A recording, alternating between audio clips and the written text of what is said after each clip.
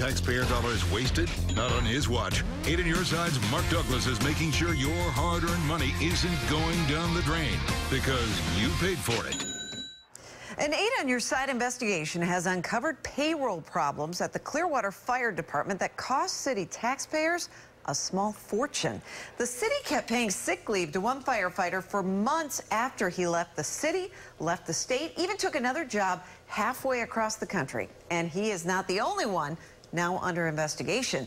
And you paid for it. That is why Mark Douglas is on it tonight. And Mark, you're saying these aren't even recent issues. These payroll issues date back 5 years? That's right. That's what the city discovered, Stacey, after we started asking questions. Now, we began asking about one former lieutenant. Now the city is investigating improper payments to 17 current and former firefighters. Former Clearwater Fire Lieutenant Paul Capo runs a side business training other firefighters. Hello, my name is Paul Capo with When Things Go Bad.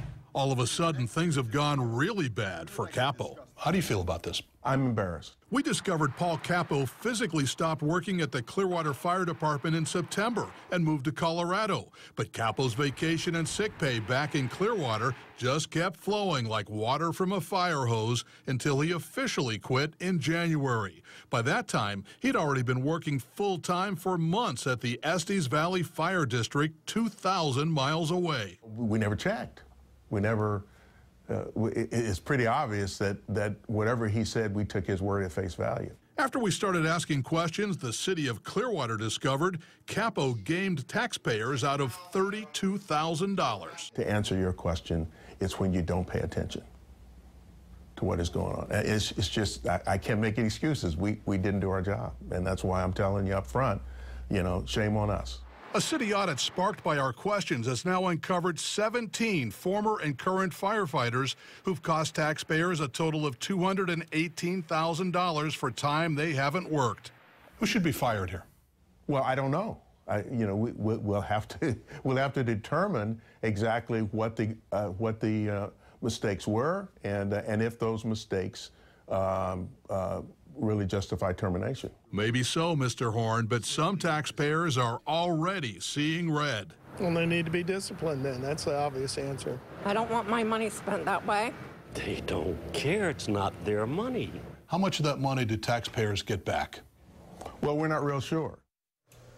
Paul Capo sent me a statement late this afternoon saying the terms of his departure were fully approved by his department head, and notice was given, he says, by the Clearwater Fire Chief Scott Ehlers and Deputy Chief of Operations Marvin Pettingill. So, Mark, is this the end of it? Is that it? Oh, absolutely not. The city is investigating whether it can claw back any of that money that was given to these firefighters, and the city manager tells me that he has not yet determined, his staff has not yet determined whether there's any criminal wrongdoing here. So there's a lot more to tell. This is just Chapter 1. And it could also be the tip of the iceberg if you find out more of this. Yes, I think there's more to this. Thanks, Mark.